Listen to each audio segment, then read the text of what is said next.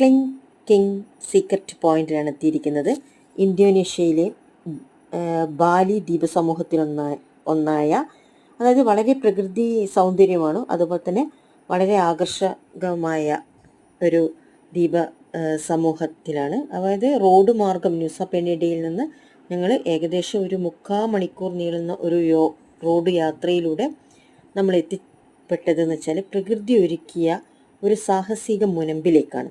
അതാണ് cling king secret point.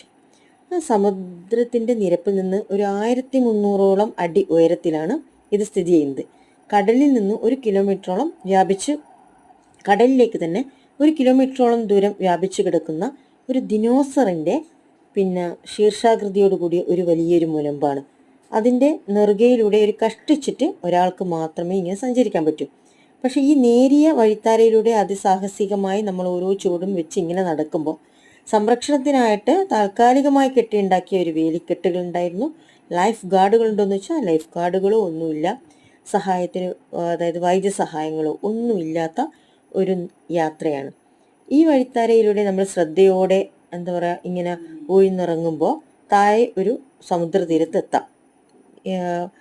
പക്ഷെ ചെറുതായി ഒരു തെന്നി വിട്ടു പോയി കഴിഞ്ഞാൽ പാറയിൽ തട്ടി തെറിച്ചിട്ട് നമ്മൾ തീരത്താണ് നമ്മൾ പതിക്കുക. അവിടെ ഒരു ബോർഡും ഉണ്ടായിരുന്നു, ഒരു പലകയിൽ go at your own risk. അപ്പോൾ അത് നമ്മളെ പിന്തിരിപ്പിക്കാൻ പോകുന്നതാണെങ്കിലും ഒറ്റയടി പാതയിലൂടെ നമ്മൾ താഴേക്ക് ഇറങ്ങി തീരത്തെത്തുമ്പോൾ നമ്മളുടെ മനസ്സിലുണ്ടാകുന്ന ഒരു സന്തോഷം, അത് നമുക്ക് ഉള്ളിൽ തന്നെ നമുക്ക് വന്നു നിറയും. അപ്പോൾ നമ്മളിവിടെ ക്ലിങ് കിങ് സീക്രട്ട് പോയിന്റിൽ വളരെ മനോഹരമായ ഒരു പോയിന്റ് തന്നെയാണ്.